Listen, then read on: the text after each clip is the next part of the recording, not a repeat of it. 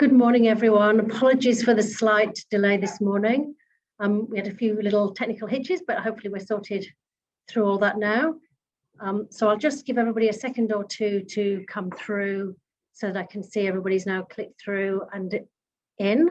Hello, my name is Wendy. I'm one of the partnership managers here at Mission Australia. So before we get started, just one or two very quick household tips. I'm going to keep everybody's microphone on mute. And so as we're going through the presentation, if you have any questions, please just type them in the chat box and we'll come to all the questions at the end. So there will be time for a Q&A and some questions at the end of the presentation. And also finally, just to let you know that this is being recorded. Today's session is being recorded. So now I would like to hand you over to Ben Carlis, who is the Service Delivery Executive for Community, Family and Children's Services. Thank you, Ben. Thank you so much, Wendy, and welcome everybody. It's great to have you here with us again.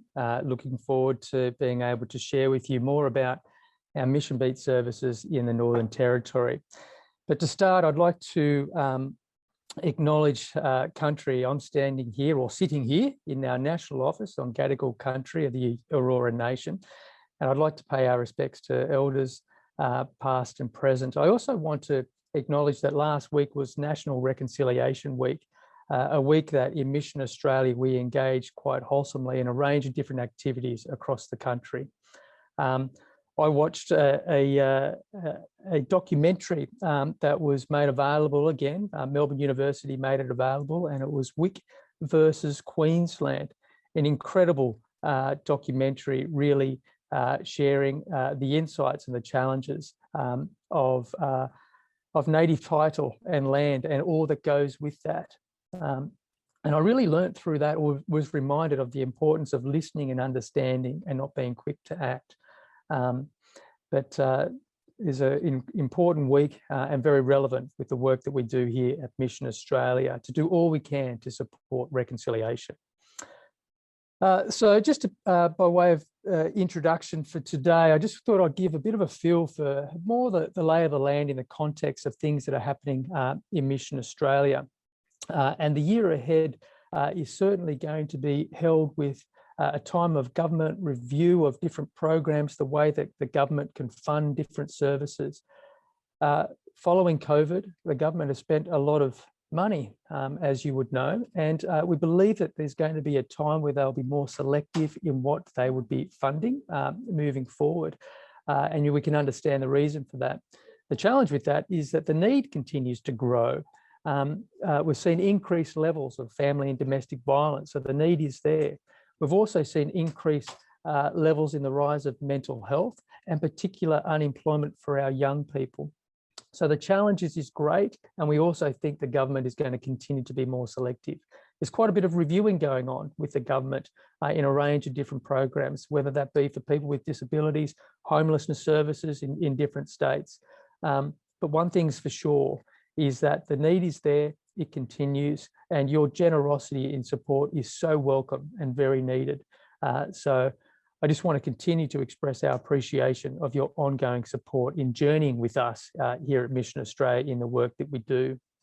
It was only a couple of weeks ago that I was out in Sydney at our Missionbeat services. And I was reminded about the front-end engagement that we have with people that are sleeping rough. Missionbeat is one of the longest programs that Mission Australia has run. It's been running for a long time, well over 100 years of these type of servicing and supporting our communities, particularly in Sydney. And I was confronted with the fact that the need is great. Able to engage with people to really meet them where they are at. And that's what Missionbeat does.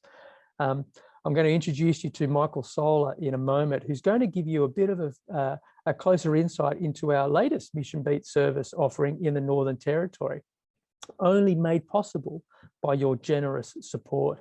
Michael Sola, our regional leader there in the Northern Territory, was the founding leader of Missionbeat in the Northern Territory. He had a lot to do with helping us identify the need, developing the service delivery model, but importantly, establishing those connections within the community to make it a program that can maximise the impact of those we serve to create such a need. And we know that the need is great in the Northern Territory, particularly brought on over the last 12 months. I could talk forever about Missionbeat, and I know Michael knows that I can do that as well, but I'm going to get out of the way and let you hear closer in terms of what Missionbeat Northern Territory is all about. So welcome, Michael. Thanks, Ben. And it's an absolute honour to be here today with everyone to talk to you about something that, as Ben mentioned, I'm extremely passionate about. And I know that a lot of staff here in the Northern Territory are really passionate about as well, which is Missionbeat NT. As Ben mentioned, it's the most recent in the suite of Missionbeat programs. And it's actually one that's a little different from the others, purely because it's in the Northern Territory, but also because of the slightly different focus that we have on addressing the need that is there. So thank you so much, Ben, and I really appreciate the time to be able to present to everyone today about this. So we'll get underway. We've got a presentation that's here that we'll work through, and I'll get the technical genius to, there we go, to get that started up for us. So so as we said, welcome to today's virtual tour of Missionbeat NT. Today I'm hoping that I can take you on a journey, and I know that's a word that we use too often to describe programs and supports and different things that we do, but I really want to take you on a journey about Missionbeat NT and where it comes from, what it is, the need, the collaborations, the data, the input, the case studies at the end that we're going to talk through. But most importantly of all, we're going to talk through why Missionbeat is operating in the NT and why it's so successful up until this point in time. I too would like to acknowledge the traditional custodians of the land on which we meet. We pay our respects to the elders past, present, the culture and dreams of the Aboriginal and Torres Strait Islander people. We recognise the cultural heritage, beliefs and continual relationship with the land, and we recognise the importance of the young people who are the future leaders. And it's those young people that for us make all the difference when it comes to Missionbeat NT. I'd like to recognise that I come to you today from Larrakia land, the land of the saltwater people, but also representing all the nations of the Northern Territory. When you think of the NT and the Northern Territory, you often think about vast open spaces, beautiful sites, beautiful imagery, lots of tourism, lots of camel trains, crocodiles, all sorts of things that you see out there, that you see in those tourism commercials, all the things that you have on your bucket list that you want to see, to ride the Ghan up the middle of Australia, or to come to the top end and catch a barra, to go on a camel ride around the rock out at Uluru. There are so many things that go into the Northern Territory. But what we identified pretty early in the piece when we looked into Missionbeat NT was that there was a real need.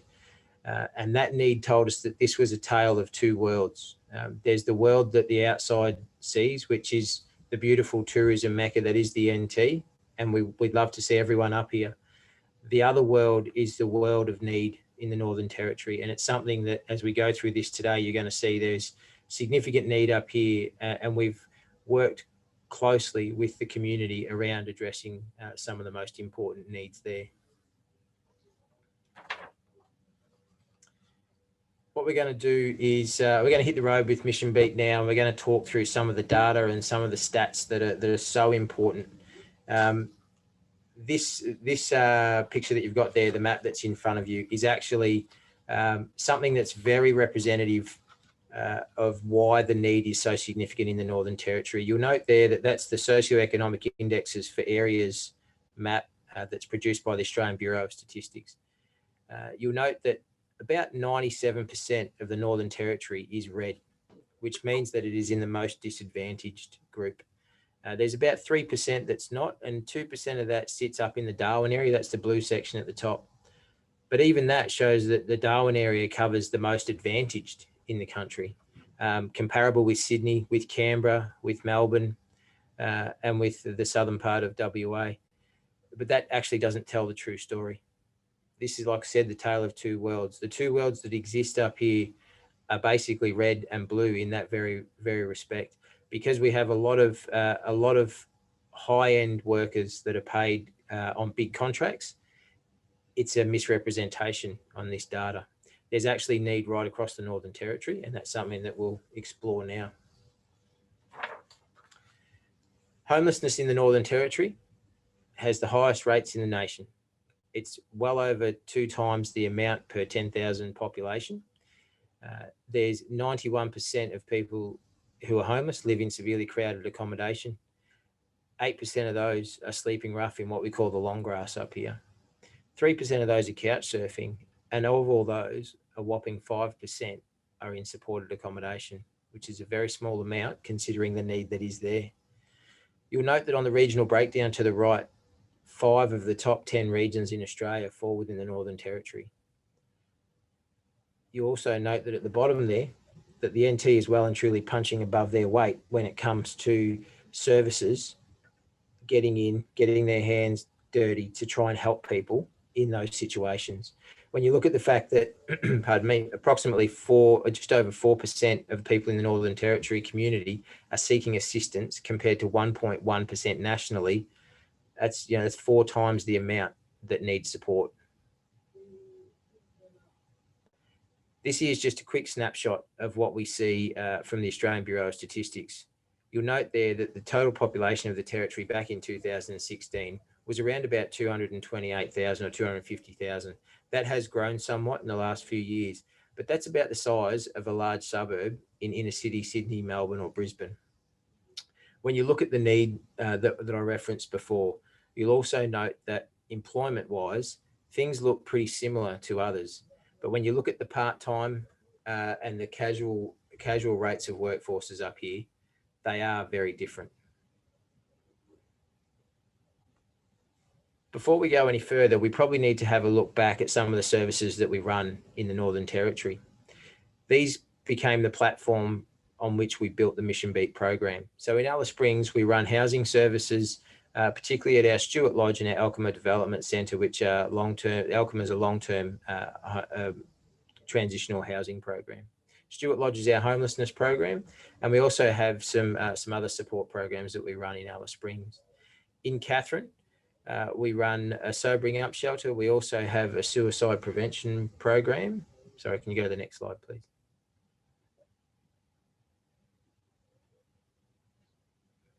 Back one.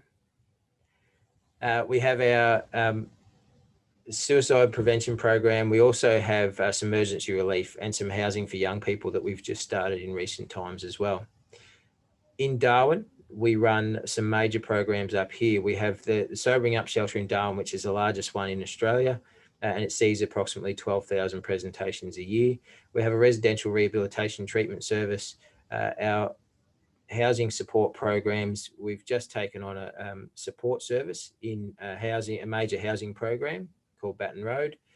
We also have community healing and wellbeing, another suicide prevention program. But most importantly of all, we have 2 programs down the bottom there called Spin 180, which is a generalist case management program, and Housing for Young People, which is another program that we engage with young people transitioning out of the care of Territory families into independent living. So looking at all the services we deliver, we actually then needed to look at what is Missionbeat, what's it going to do, and how are we going to develop the program. So it's a localised assertive outreach program, a mobile support service providing brief interventions to young people to meet immediate need. We patrol youth hotspots operating outside of hours. It's a direct referral service with warm handover processes, and it dovetails neatly into the current suite of NT youth programs that I just mentioned.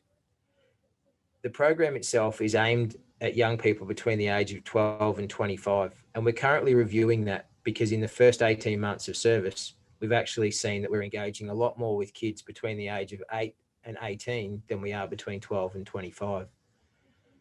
The referrals from this program can also complement other MA services in the NT, including AOD referrals, alcohol and other drug referrals, housing referrals, mental health support, and community wellbeing and healing programs and suicide prevention programs for young people.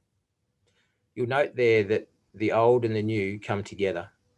We've got 40 years ago where someone decided to put a van on the street in Sydney, and we've got the current iteration of what Missionbeat looks like in Darwin.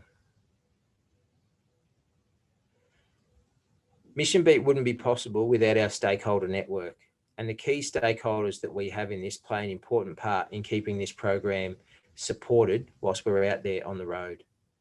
Those stakeholders, and you'll see the list on the right there: Ironbark Aboriginal Corporation, Larrakia Nation, the Australian Red Cross, the YMCA, and a number of other services there that really work closely with us to make sure that we're delivering what we need to for the young people of the Northern Territory. The YMCA in Darwin operates the Youth Drop-In Centre, and Judy, that's pictured there on the right, has been in that role for the last 12 months that they've been operating. She speaks extremely highly of the fact that our staff have worked with them to not only develop their program, but to work closely with the young people, as you can see pictured, to really provide them somewhere to be, safe to have a conversation, someone to link in with, and someone to be able to engage with young people who in some cases just need a conversation, but in the more extreme cases actually need a lot more when it comes to referral to safe services, to territory families, and or to police or other services that are out there.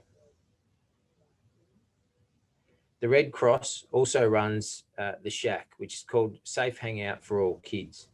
This program was set up in 1984 and has been operating ever since to deliver somewhere safe for young people in the northern suburbs of Darwin to attend, where they don't have to stay on the streets. This program is something that Missionbeat has worked closely with from day one to make sure that we get the best results possible for young people. It's actually a program that works very nicely with Missionbeat because Missionbeat can actually engage with young people in a safe space, but can also work with them in a space that also provides the support like Missionbeat does to make a difference in these young people's lives. The outcomes of the program are pretty simple. We look at the initial engagement, we look at the intermediate outcomes, and we also look at the long-term outcomes.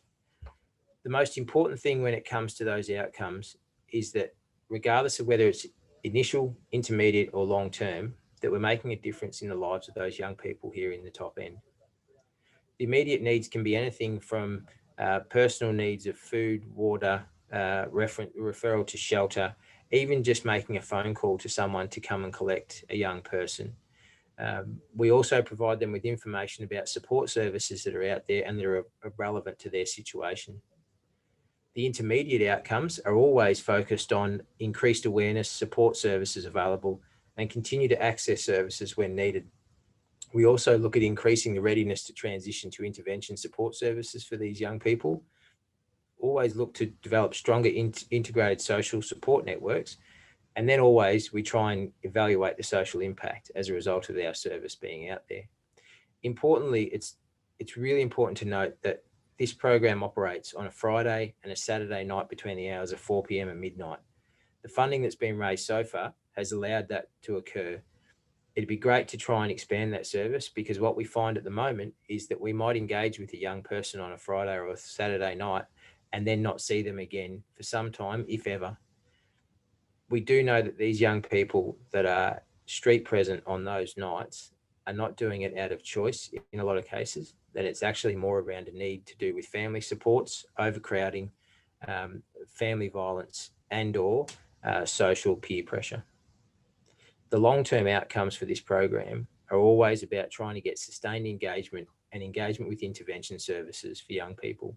The long-term measures around wellbeing, health outcomes, and social outcomes are always a bonus if we can get them. But we know that the program being 18 months long, those long-term outcomes are hard to achieve when you've got such a short time with these young people.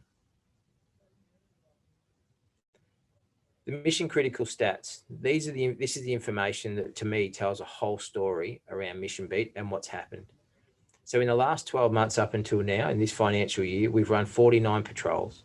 We've had a total of 1,853 engagements, which is just under 38 contacts per patrol of young people out there on the streets of Darwin on a Friday and Saturday night. 60% of those clients were in the 13 to 16-year-old age bracket. And I would dare say that a significant amount of those were in the younger age bracket as well.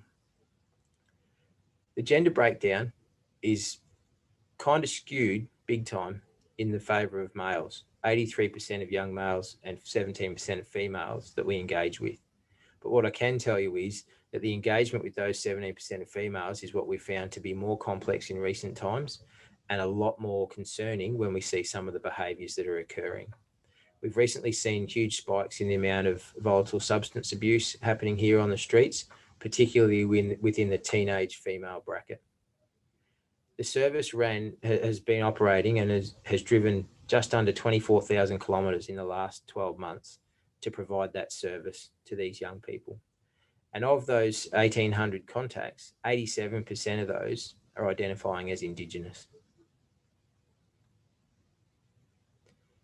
What we want to talk about now is some case studies of some young people that we've engaged along the way.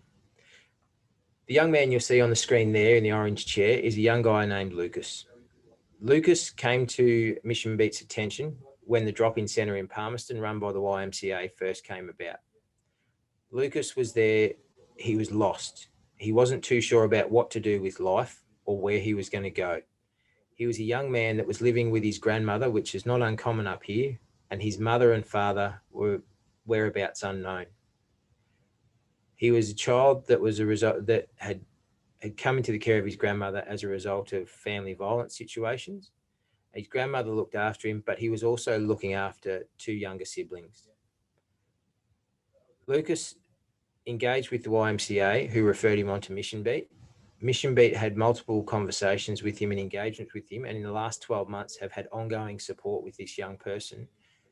We've worked with him to engage back into school. He's now completing year 12 this year. He's also completing at the same time a Certificate 3 in physical training, in personal training. He wants to work in the physical fitness space. And the man on the right that you'll see at the bottom there is a man by the name of Adam Drake, who runs a program up in the top end called Balanced Choice. Balanced Choice is an amazing program that focuses on young kids at risk and getting them into healthy mindset and healthy activities. There's also the man at the top with the basketball. He's a man by the name of Timmy Duggan. Timmy is someone that's worked with Mission Australia in several of our services to provide his Hoops for Health program. Timmy was a former NBL player and he runs this program right across the nation. We've now got Lucas linked in with these two men to try and actually find him a pathway to employment that will actually allow him to impart his knowledge now around the health and fitness space to others in his age group and those beyond. The next young man you'll meet is a man by the name of Jake. Our Missionbeat guys engaged Jake outside one of the shops in the Palmerston area of Darwin. He was 19 at the time and he'd been couch surfing for the 12 months prior. He'd been getting by on the support from friends, giving him somewhere to stay, and he'd found it harder to survive on youth allowance, especially when he needed to pay rent and other debts, which often left him with little or no money for food. When we engaged him, he was homeless. He was actually camping out at the back of a supermarket to try and scrounge for food. Missionbeat referred him on to our Darwin Regional Accommodation Service that we run up here in Darwin, which is a step out of homelessness. Jake then continued with case management in that team and also with the support of Missionbeat dropping in and keeping that case management profile going with him as well. Over the period of about 6 to 8 months, Jake worked successfully with his case managers to be able to set up some supported accommodation process. And he's also then been able to obtain a casual position at the Good Guys electrical store and was working 20 hours a week. His next goal now is to obtain full-time employment and long-term independent housing. I think you'll agree that's two case studies there around the clients that we've been dealing with that show where someone can be in such need, but where we can actually help them to not only to sustain their life, but also to thrive in the support that we can provide.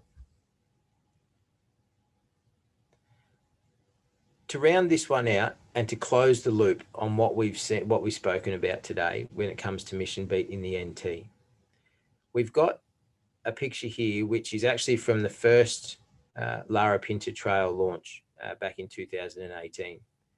And you'll note that there's our CEO, James Toomey, standing at the back. And just to the front and left of him is a lady by the name of Amanda Hollingsworth. Amanda was one of the first trekkers that did the Lara Pinta Trail to fundraise for this program. Unbeknownst to us, some 15 months later, when we actually launched our Missionbeat program in the NT, we launched it at the major shopping centre up here called Casuarina. And as we were launching it, this lady came over and tapped me on the shoulder and actually made the comment and said, "I raised money for that car." And it took me by surprise, because it wasn't until that moment that I realised that one of the people that actually did the trek was a Darwin resident, and was someone that it had fallen off my radar to even know that she was living in Darwin still.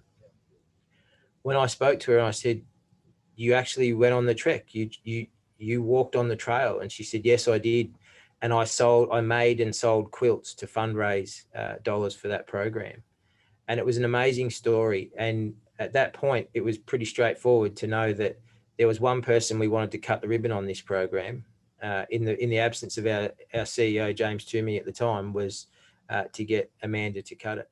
When I spoke to Amanda about why she was there that day, she actually said, "Well, it's a very small world," because the young girl at the top of the screen, Phoebe Ware with the guitar, was the musical talent that we had booked to come in, a young person who'd been affected by things herself, who wanted to come in and sing a few songs for our launch, for the program launch.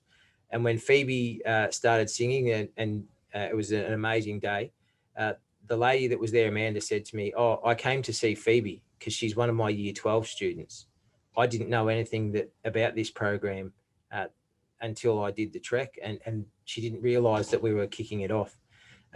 It was such a small world moment that it actually honoured me to have her get up and say a few words about her trek, and also to be there to launch the program on that day. And I think that for me closes the loop on how important it is for support for programs like this. We know that when it comes to the young people in need here in the top end of Australia, there is such dire need. We absolutely adore this program up here in the top end, because it gives us such engagement with young people who are street present and have no other options. But I think you'll agree that Amanda's story there, closing the loop on how she fundraised, she did the trek, and then she actually launched the program for us, is a really key testament to how small this world is. Even if it is a tale of two worlds, it's a very small place. So that brings me to the conclusion of the presentation today. I'd like to thank you for your time. You'll see that's the Missionbeat launch day that's there. I'm more than happy for questions, and I know that we'll get to that section in a minute. But most importantly, the work that we do up here never ends. The support that we need will always be there. But the most important thing is that I know that staff here in the Northern Territory have not only the passion and the engagement, but the compassion to constantly work to strengthen communities and to reduce homelessness. So I thank you for your time. So thank you.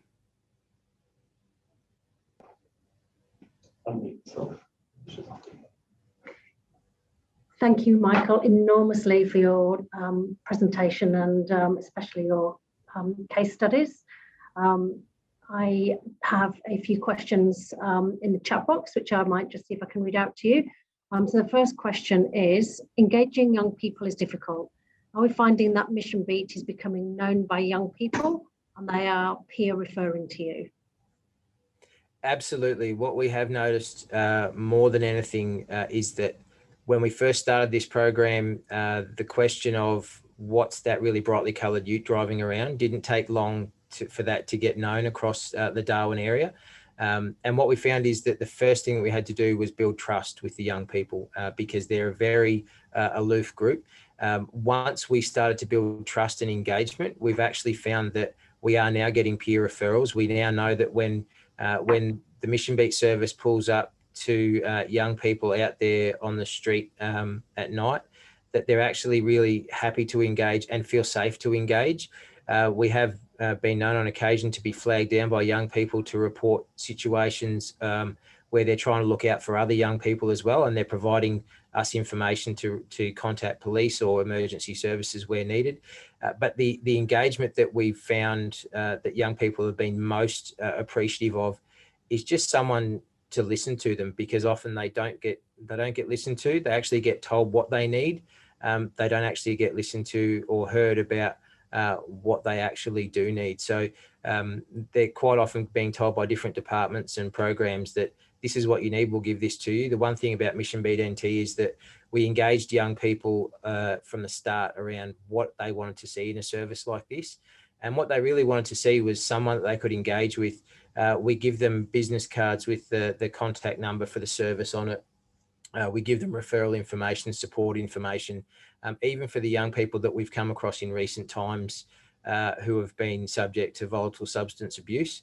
We're finding that they are more than appreciative of us being able to try and refer them on to services to help them with those situations.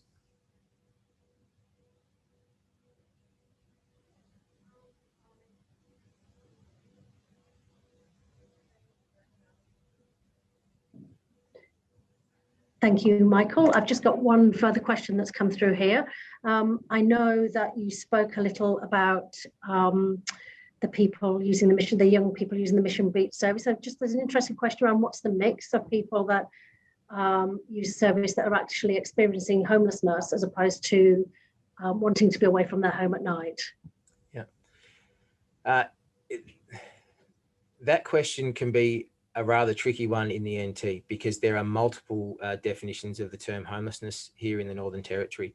There are some people that are situationally homeless, as in they might have a home in a remote community, but they've come into Darwin for medical treatment or to chaperone someone who's having medical treatment, but they've missed transport home, so they're situationally stuck here and homeless.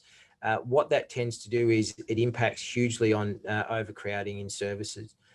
So what we tend to find is that where we're engaging with young people, it's more a case of they have nowhere safe to stay because it is either hugely overcrowded or there are reasons that they can't go home. Family, domestic violence. There's people from out of town that have taken over the house or whatever it might be. So there is always that situation that does occur. But the mix between young people that just don't want to go home versus those that are actually out without home or without shelter is probably around 40 to 60%. So 40% that are young people that are out engaged in whether it's antisocial behaviour or just out in groups of young people, as they do on a Friday and Saturday night and have done for generations. But so there are some of those young people that are just out having fun at night, kicking the football around on the oval, but there are others who might be up to some sort of mischief. But the service that we have is so flexible that we can actually engage any situation and make sure that we get a quality outcome. Thank you, Michael. Are there any more questions for the chat box? No, I can't see any more questions coming in. So thank you again, Michael. And I'd like to hand everybody back to Ben. Oh, well, thank you, Wendy and Michael. A great presentation, and really would have been heartening to connect with Amanda, and Amanda connecting with Phoebe, and seeing that real closeness of the support in the Northern Territory. I did mention that Missionbeat's running for some time. Mission Australia's been running for 160 years, and Missionbeat kicked off in 1979, and there was a real need in New South Wales where it kicked off, and in Sydney, to really join the dots and connections to be able to have people where they need to go and understand that. And the connection is key for it to work. And I think you could see the evidence of what Michael presented with the connections of those people in the Northern Territory is such a critical success factor. Michael, I really want to thank you. I know that you really pulled this together and engaged heavily with the Larapinta Trek as well. And the pragmatic approach that we need to take to really meet people where they are at and be able to support them. So I'm hoping that this presentation was helpful for a lot of you to get closer to what our Missionbeat service is in the Northern Territory, our latest Missionbeat in an area which you can clearly see is of immense need. And I also really want to thank you once again for your ongoing and generous support. Without your help, the work of what Michael presented just would not be possible. So a heartfelt thank you. I hope you have a terrific rest of day, and I will say goodbye to you now. Thank you, everybody. Bye-bye.